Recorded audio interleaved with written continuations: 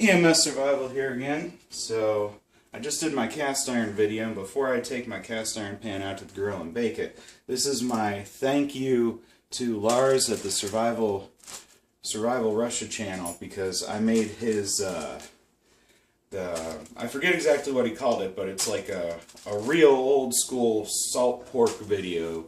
And if you haven't watched it, you haven't seen it, go out there, check out Survival Russia channel. It's awesome. Believe me.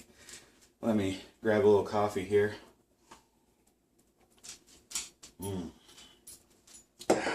Probably not as good as a Coffee J Zero drinks, but it's still a good coffee. So, what you do basically is, if you haven't watched his video, you can pause and watch that and come back to this. But you get a container and you get a weight, and you cut up pieces of pork that have an awful lot of fat on them, almost like a cut you would make bacon with. And it's kind of basically like a bacon anyway. And you get a bunch of garlic and onion chopped up nice and fresh. And I added in some black pepper and some red pepper, not as much red pepper as Lars used. And I also added in some celery seed, which I think really helped out. And that adds in some natural nitrogen in the celery seed, as the celery seed has a higher concentration of that. So if you actually want to cure meat, you can look into the research on your own, but just adding that in helps the natural beneficial bacteria that start living in your food, and the enzymes helps that turn into Panzer, stop messing with the camera stand. Turns that into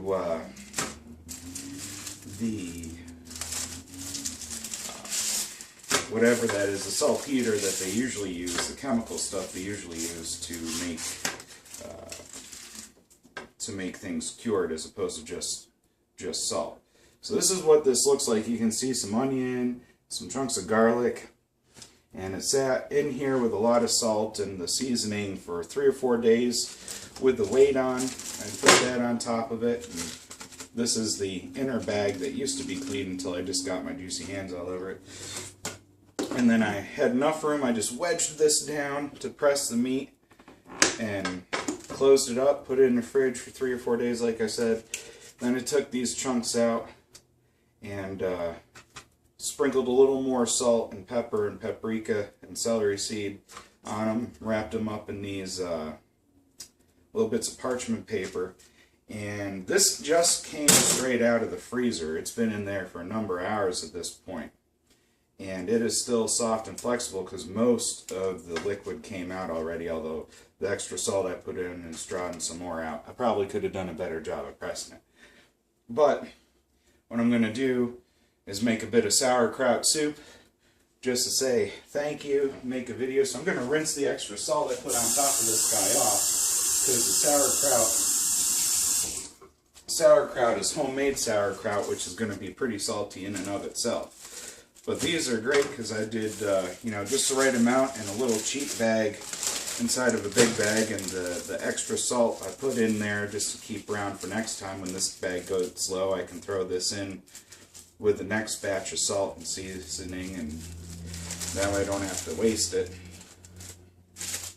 But I can grab these, throw it in my backpack, and even if it thaws out, I'm not really going to worry about it going bad too quickly with the amount of salt and everything. But I have here this piece. I'm going to turn on my burner. Should have done that already. This burner has 2 settings, off and on, because somebody who owned the house before me fixed it by completely bypassing, the part that actually controls how hot the burner gets. So it's either off or on. So if this gets real smoky, I'm going to have to turn the fan on. It's going to be loud. I apologize. But what we're going to do is get that heating up. Nice old-timer butcher knife that I actually need to sharpen. Just slice this up, and I mean, this is just beautiful. You can see how it stayed a bit red in here, but you have this nice flavorful fat, and the texture has softened and changed. I mean, it's not as soft as as finely cooked tenderloin, but it's certainly not as chewy as just the raw the raw meat would have been. And I just went to a butcher shop and begged and pleaded for some cut of pork that was half fat and half meat, and they eventually said, okay, yeah, we'll give you some scraps that we were going to grind up into sausage. And it turned out perfect and wonderful. And in the future, if you have a butcher shop near you, just call them ahead of time, and it'll probably work out better. And just tell them you want some raw uncured bacon, and that'll be pretty much ideal for making this kind of thing.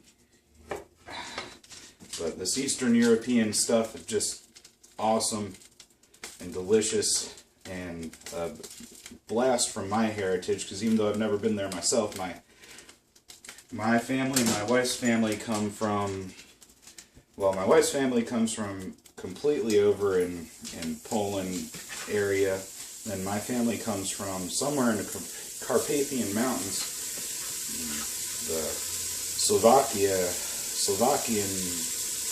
sector, whatever they call them over there, and specifically the White Russian part of that, which is not White Russian, it's White Russian. It's different somehow. I should know how. I probably don't. Or I know I don't.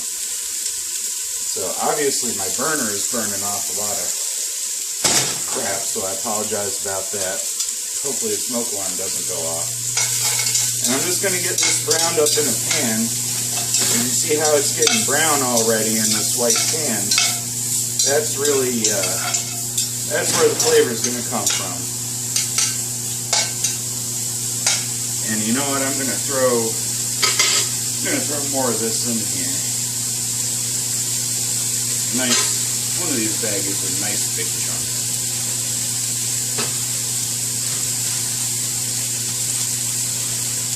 There we go. This one will be perfect.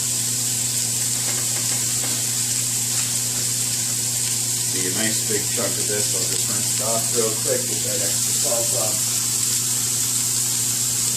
You don't have to. You could leave the salt on, but like I said with the sauerkraut, it's going to be a little bit salty as we go anyway.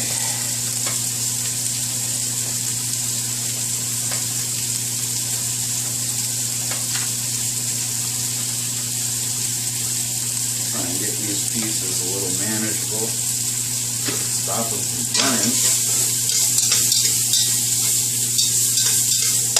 Take that off the meat there. Of course, ideally this should be done in the middle of the forest, but unfortunately I have to do a bunch of chores around the house today, so I'm not going to be able to go hiking and set up a fire and do all that. Have some extra insulation. It's getting a little cold down here in Pennsylvania. It just warmed up again, but I'm sure it's going to get cold again. Actually had some negative numbers, reminded me of northern New York.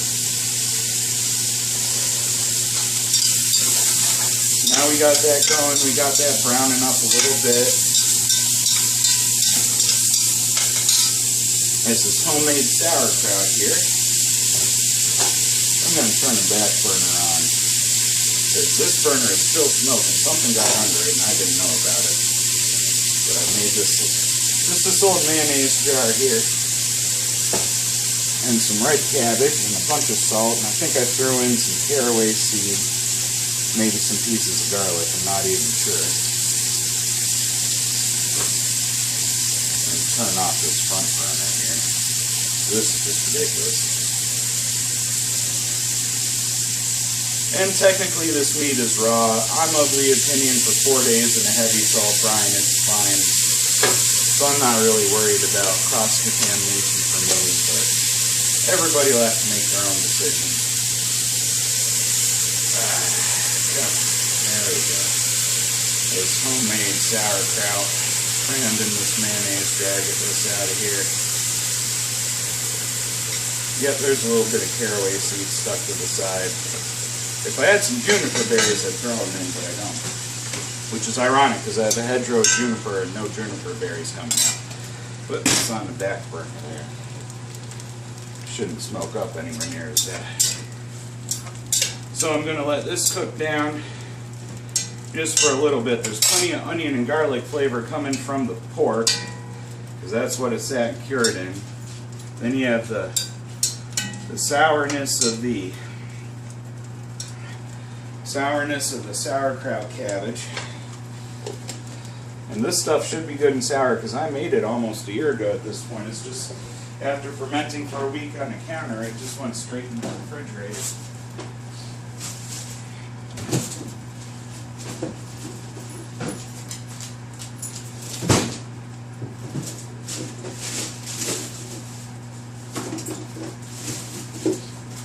And now I'm going to grab some carrots and some celery and stay out of the fridge. I'm not going to do anything fancy. I'm not going to even skin the carrots. Just cut the tops off, the ends off. Slice that up real quick. Nice big chunky country style, sort of like a hunter bushcrafter's stew going on here. Throw the carrots in. Some of the nice nutrition from the carrots, some of the flavor. If you do throw in some beef or chicken broth, make sure it's a low sodium kind, because Lord knows there's going to be enough salt in this dish. Well, looks like I have to wash my celery off here.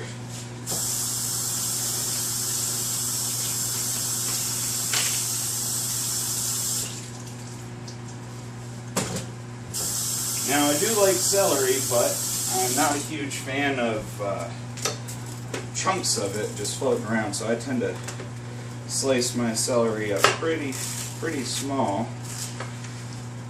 Make sure you rinse all the dirt off, obviously. You'd think pre-washed celery would be a little cleaner coming from the store.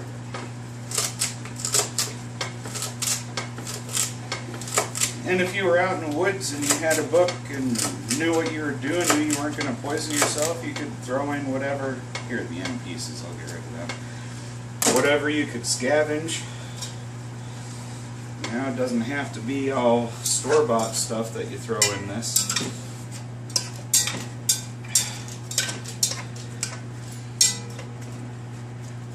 You know what? It just doesn't seem like quite enough sauerkraut. So I'm just going to throw the rest of this in here.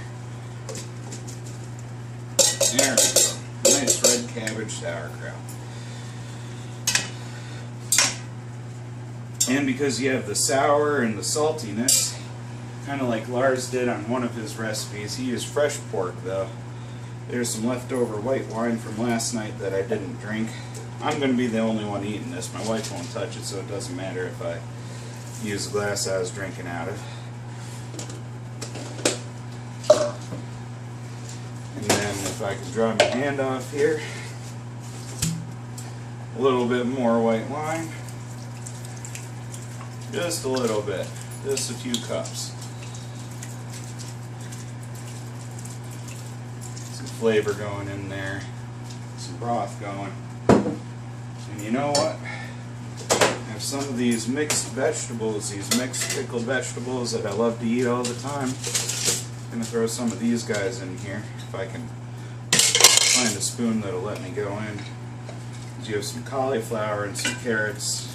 They'll add some vinegar style sourness instead of the pickle style sourness. Oh, there's even an olive, a few bits of red pepper. That'll help the flavor out a little bit.